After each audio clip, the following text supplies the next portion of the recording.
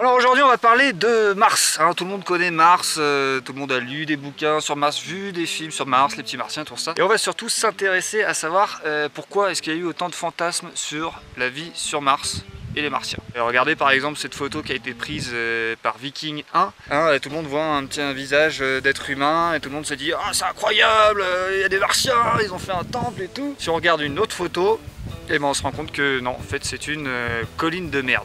Eh bien, figurez-vous que toutes ces histoires, ça a commencé avec une erreur de traduction. L'histoire commence en 1877 avec un Italien qui s'appelle Giuseppe Capalelli. Joseph. Cet astronome italien, un jour, en regardant dans sa lunette, il s'est dit « Putain, c'est un truc de ouf !» Bon, forcément à l'époque, il n'a pas dit comme ça, hein, il a dit en italien. Oh putain, c'est un truc de ouf, j'ai l'impression, sur Mars, il y a des cours d'eau, hein, il y a des bras de mer, des lits de rivière. Voilà, le problème c'est que lit de rivière en italien, ça se dit canali. Et là-dessus, lorsque la presse s'en empare, elle traduit canali par canot. Et la grosse différence entre des canaux et des lits de rivière, c'est que les canaux, c'est artificiel, hein, par exemple le canal de Suez, le canal du Midi, le canal Saint-Martin. Et du coup, tout le monde s'est mis à imaginer une civilisation martienne, présente ou passée, notamment Flammarion qui a pas mal bossé là-dessus. Ça correspond aussi avec l'époque du début de la science-fiction, donc beaucoup de livres ont été publiés là-dessus. Puis il y a beaucoup de scientifiques qui sont vraiment engouffrés là-dedans.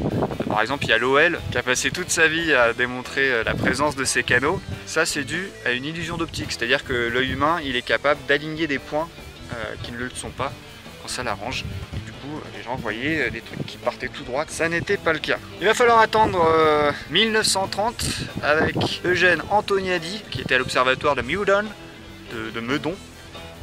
qui lui a été le premier à être catégorique sur ce point. Il a dit non les mecs, vous avez craqué, c'est mort, il n'y a pas de canaux sur Mars, c'est juste des bras de rivière, hein. Depuis cette époque, on le sait désormais, il n'y a pas de vie à la surface de Mars. On le sait, alors on a envoyé des robots là-bas, on a même reçu des météorites qui nous venaient de Mars. À un moment, il y a certains scientifiques qui ont dit ah oui peut-être que, mais en fait non, il n'y a pas de vie à la surface de Mars.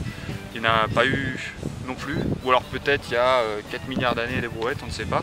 Il n'y a pas de champ magnétique, donc la planète n'est pas protégée du soleil, et puis en plus de ça, il n'y a pas d'eau liquide, c'est-à-dire qu'il y a de l'eau sur Mars, mais elle est sous forme de glace ou sous forme de vapeur.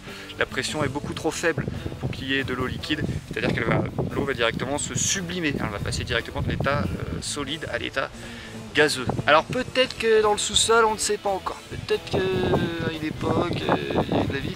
En tout cas, il y a une énigme qui n'a pas encore été résolue, c'est celle du méthane. C'est-à-dire qu'assez régulièrement, sur Mars, on détecte la présence du méthane. Seulement, il se trouve que le méthane, c'est un gaz instable. C'est-à-dire qu'il disparaît assez rapidement. Donc pour qu'on puisse en détecter la présence assez régulièrement, il faut qu'il y ait une source qui produise ce méthane.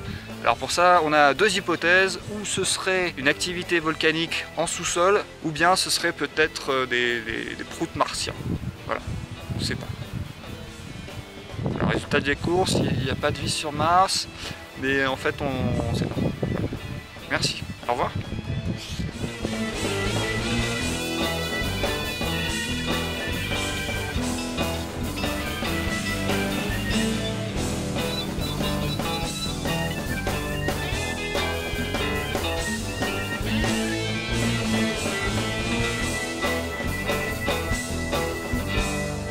Et donc, il faut bien qu'il y ait une source pour qu'il y ait une fois de temps en temps comme ça du méthane sur Mars. Putain de vent, enculé de merde, tu vas t'arrêter, oui.